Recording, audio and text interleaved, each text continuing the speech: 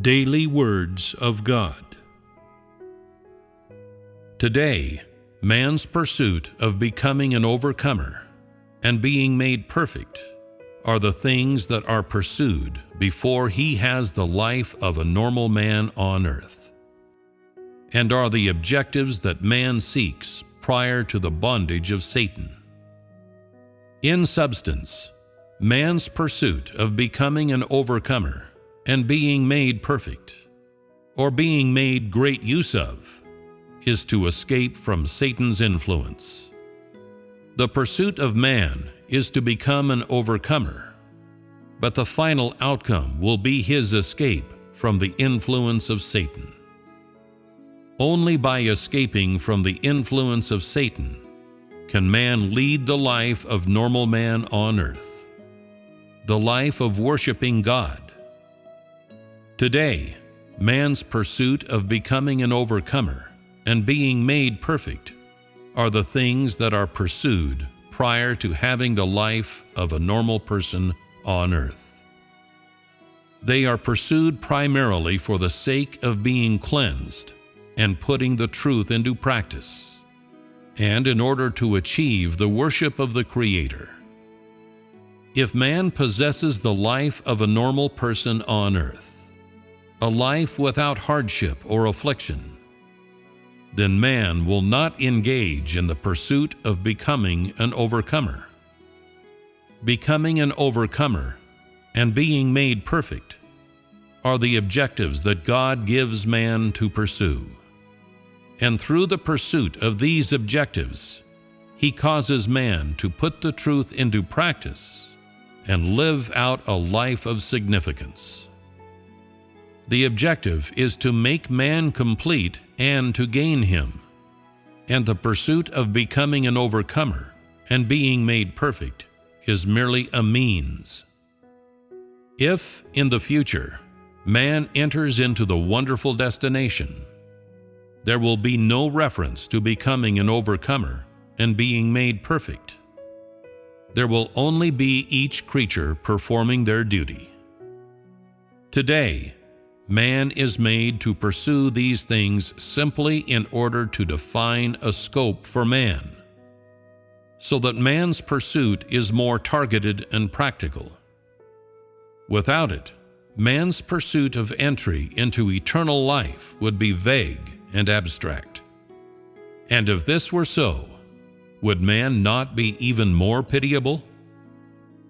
To pursue in this way, without goals or principles, is it not self-deception? Ultimately, this pursuit would naturally be fruitless.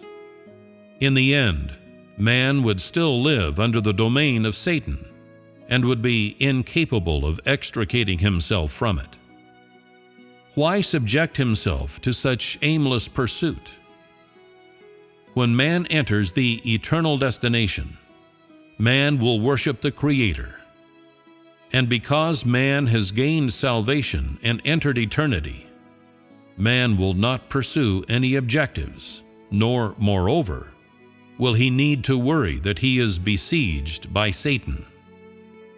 At this time, man will know his place and will perform his duty. And even if they are not chastised or judged, each person will perform their duty. At that time, man will be a creature in both identity and status. There will no longer be the distinction of high and low. Each person will simply perform a different function. Yet man will still live in an orderly, suitable destination of mankind. Man will perform his duty for the sake of worshiping the Creator. And a mankind such as this will be the mankind of eternity. At that time, man will have gained a life illuminated by God, a life under the care and protection of God, and a life together with God.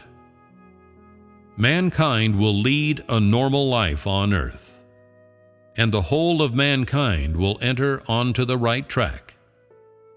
The 6,000-year management plan will have utterly defeated Satan, which means that God will have recovered the original image of man following his creation. And as such, the original intention of God will have been fulfilled. In the beginning, before mankind was corrupted by Satan, mankind led a normal life on earth. Later, when he was corrupted by Satan, man lost this normal life. And so there began the work of God's management and the battle with Satan to recover the normal life of man. Only when the 6,000-year work of God's management comes to an end will the life of all mankind officially begin on earth. Only then will man have a wonderful life, and God will recover the purpose of creating man in the beginning, as well as the original likeness of man. And so, once he has the normal life of mankind on earth, man will not pursue becoming an overcomer or being made perfect, for man will be holy. The victory and perfection spoken of by man are the objectives given to man to pursue during the battle between God and Satan, and they exist only because man has been corrupted. It is by giving you an objective and causing you to pursue this objective that Satan will be defeated. Asking you to be an overcomer or to be made perfect or used is requiring that you bear testimony in order to shame Satan. In the end, man will lead the life of normal man on earth, and man will be holy. And when this happens, will they still seek to become overcomers? Are they not all creatures? Being an overcomer and being a perfected one are both directed at Satan and the filthiness of man. Is this overcomer not in reference to the victory over Satan and the hostile forces?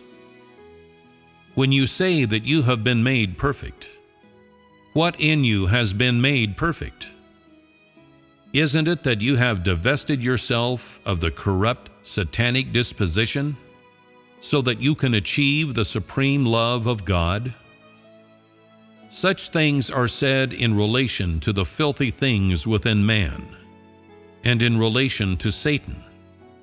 They are not spoken of in relation to God.